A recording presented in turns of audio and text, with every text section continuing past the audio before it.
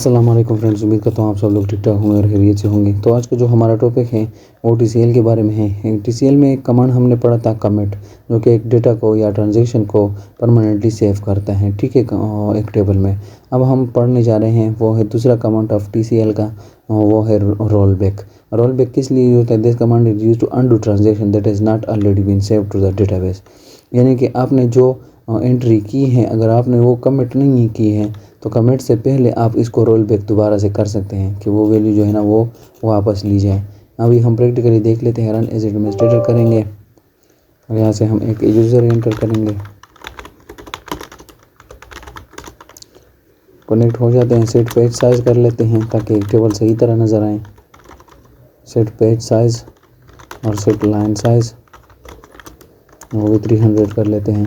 तो अब हम देख लेते हैं कि सेलेक्ट स्टैटिक फ्रॉम स्टूडेंट के हमारे स्टूडेंट के टेबल में कितना डेटा पड़ा है। तो ये हमारे पास स्टूडेंट टेबल में डेटा है, ठीक है, और ये मैंने इंसर्ट किया था। तो अब हम दूसरी वैल्यू जो है ना इंसर्ट करते हैं। इंसर्ट इनटू स्टूडेंट टेबल का नाम लिखेंगे स्टूडेंट, वो है स्टूडेंट, और उसके वैल्यूज़ लिखेंगे यहाँ पे। तो यहाँ पे जो है ना लास्ट में कॉलन कर लेते हैं, सेमी कॉलन। यहाँ पे वैल्यू देनी है आपने। 4 हमारे पास हैं तो हम 5th वाला एंटर कर लेते हैं और यहाँ पे हम लिख देते हैं लेट सपोज सालेह, ठीक है, और यहाँ पे हम उसका जो है ना एड्रेस लिख देते हैं लेट सपोज मलाकंड, ठीक है। तो ये हमने इंटर किया है, ठीक है। 1 रो क्रिएटेड, इसमें एक रो क्रिएट हो गई है, ठीक है।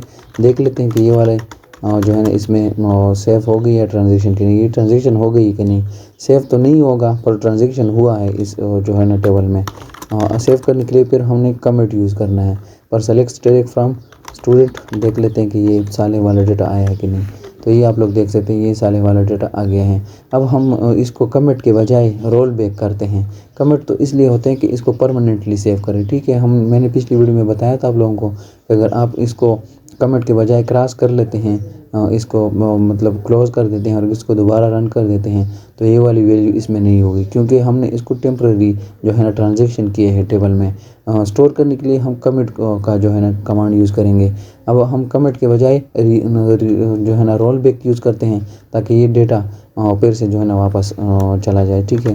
तो इसके लिए एक कमांड है रोल बैक।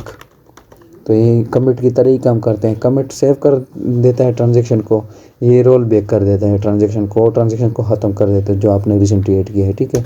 रोल बैक कर लेते हैं ये कमांड। तो अब दोबारा देख लेते हैं कि ये साले की एंट्री चली गई है कि नहीं फ्रॉम द टेबल, ठीक है। तो सेलेक्ट स्टैटिक फ्रॉम स्टूडेंट देख लेते हैं कि इसमें ये 5th वाला डेटा है कि नहीं। तो आप लोग यहाँ पे देख सकते हैं ये 5th वाला डेटा जो हमने यहाँ पे दिए था, यहाँ पे हमने इसको कमिट नहीं किया था। कमिट के बजाय हमने रोल बैक किया तो ये वाला दोबारा से डिलीट हो गया है, ठीक है। अगर इसको हम परमानेंटली सेव करना चाहते हैं, इसको हम सेव करेंगे। सेव करने के लिए आप लोगों ने हमने पढ़ा था ये नोट्स में कि सेव करने के लिए आप लोगों ने कमिट ज़रूर डालना है। कमिट डालेंगे तो ये जो है ना सेव हो जाएगा, ठीक है। और रोल बैक इसलिए यूज़ होता है ताकि इसको दोबारा से बैक करेंगे इस वैल्यू को जो हमने ट्रांजेक्शन की है, ठीक है। उम्मीद करता हूँ आप लोगों को ये समझ आ चुका होगा कि किस तरह हम एक टेबल से वैल्यू को रोल बैक कर सकते हैं कमिट के बजाय।